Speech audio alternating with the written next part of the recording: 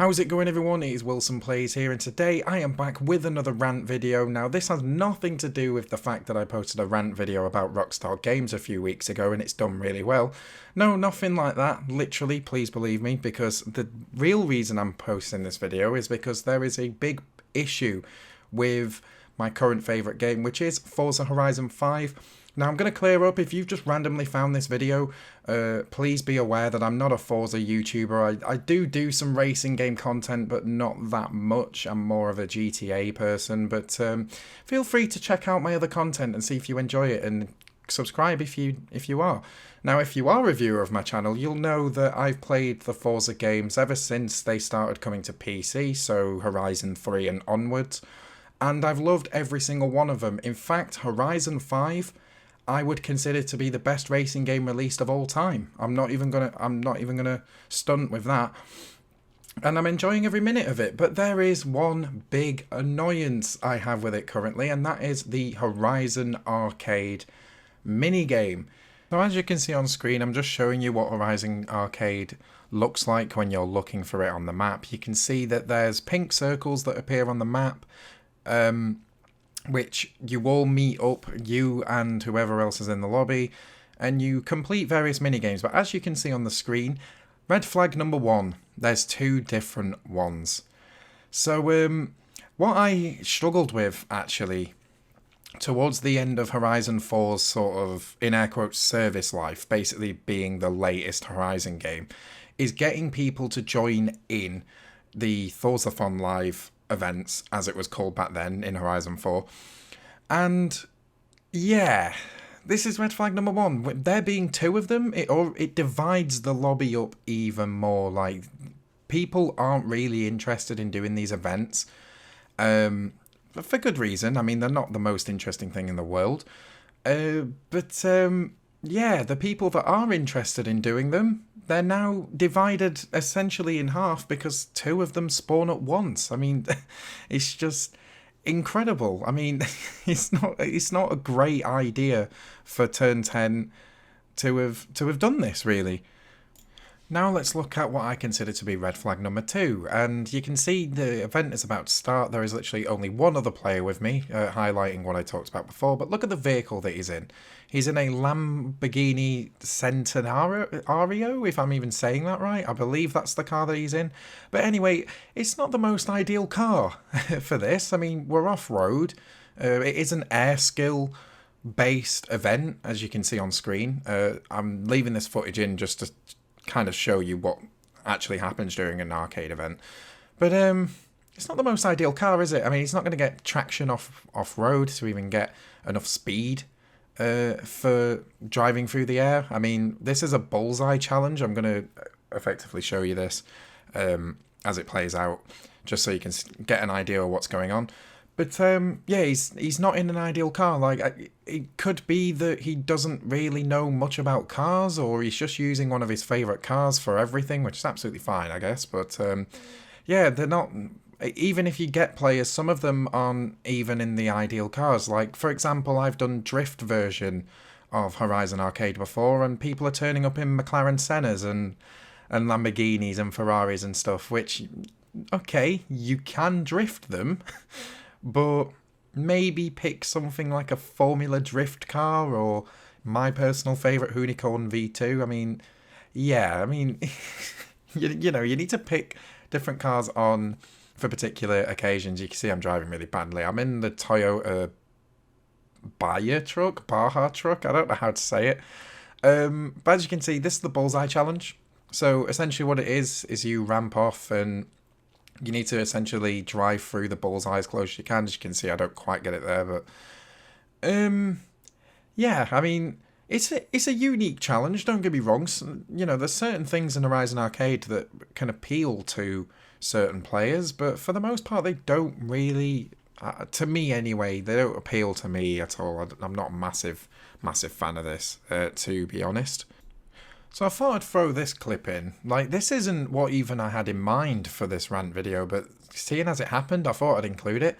As you can see, I just smashed a bullseye, and look what's happened. The next bullseye hasn't spawned. Now, you can see the points going up because my man in the Lambo is still smashing bullseyes, or smashing the targets at the very least. But as you can see, I'm kind of lost. I'm looking around. There's no bullseyes that spawned for me, so yeah, literally, you'll see as the clip goes on, I'm sort of driving all the way around the sort of area. You can see the destination there as well, on the map, where my bullseye, my next bullseye is supposed to be. And it's not appeared. So nice glitch, turn 10. But yeah, you can see that I'm now doing a full lap of the whole sort of course thing, and there's no targets for me to smash. So my man in the Lambo, he's on his own. He's on his own. I can't do anything to help him. And not that this would have really helped. And this is red flag number 3, I guess. The objectives, the amount of points you need when you're doing the particular rounds where it's like, do the particular skill so many times, they don't scale depending on how many people are in the thing. I mean, if the whole lobby was taking part in this Horizon Arcade event, the target for the whole lobby versus the targets if you were literally doing this on your own because nobody else has joined you is exactly the same. So if you get really unlucky and you start one of these events on your own, yeah, you got to do all the heavy lifting all by yourself because there's just no scaling to it. And you can see here, I've done my full lap. There's no bullseye targets anywhere, and anywhere should I say. So you can see a little bit later on as I cut to a later clip, you can just kind of see I've noticed there's a couple of bonus boards that I've not collected yet. So I thought I'd just collect them because I can't do anything to help my my Lamborghini friend. So yeah, I guess that's an unintentional red flag when I was gathering footage for this particular video, but I guess it had to be included. This is it's not great when you literally cannot take part in the event that you've driven across the map to take part in. So fast forwarding on, as you probably guessed, we failed. We failed in round 1. We didn't even get that far, which is impressive. So I then decided to make my way over to the drift event that was there. As you can see, I'm waypointing it currently.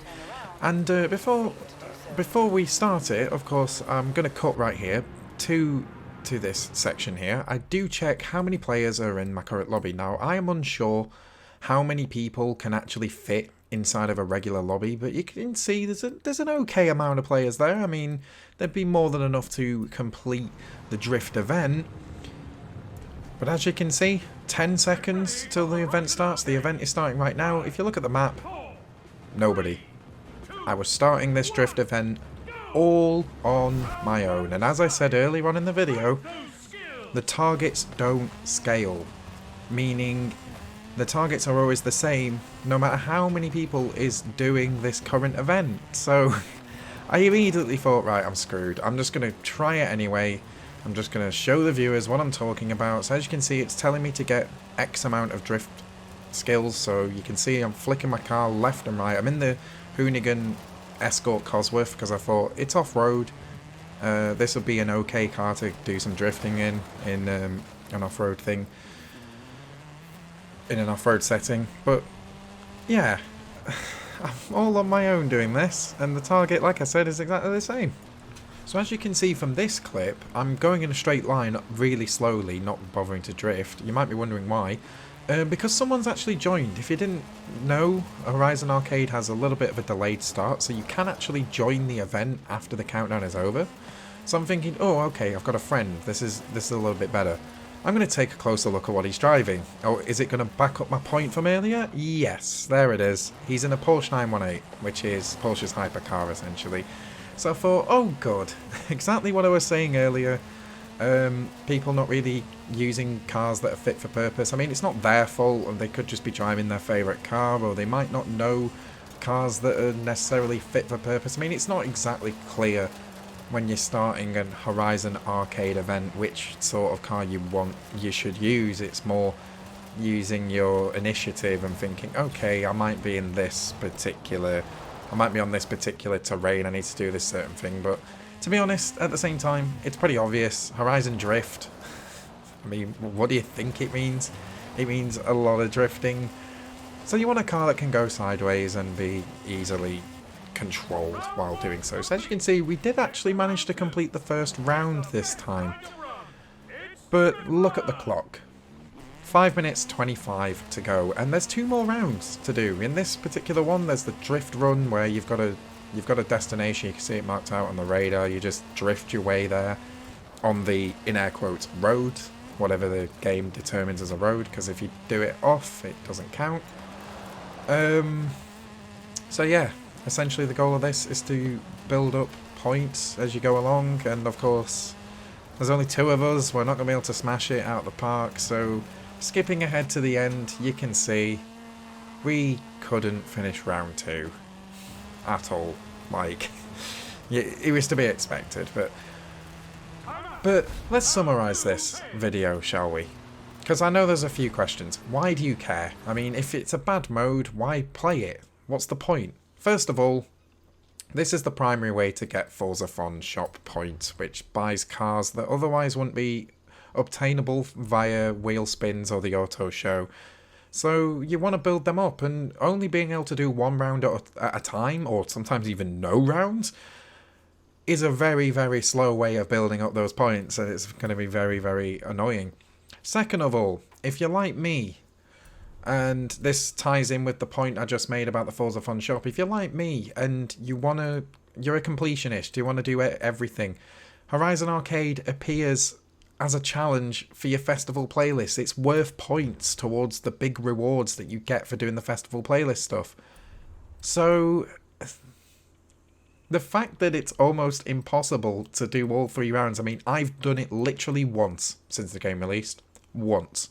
I got lucky with some good players, and a fair few of them at that, in a drift event.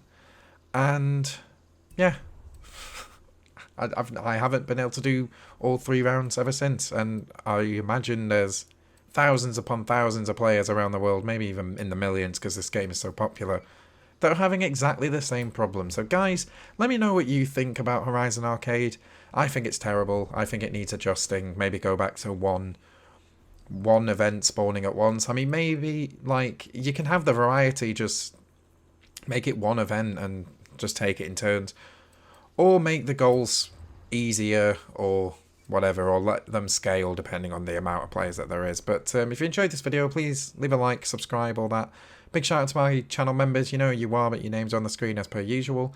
And guys, thank you so much for watching. Take care, have a great rest of your day, and I shall see you in the next one. Take care, guys.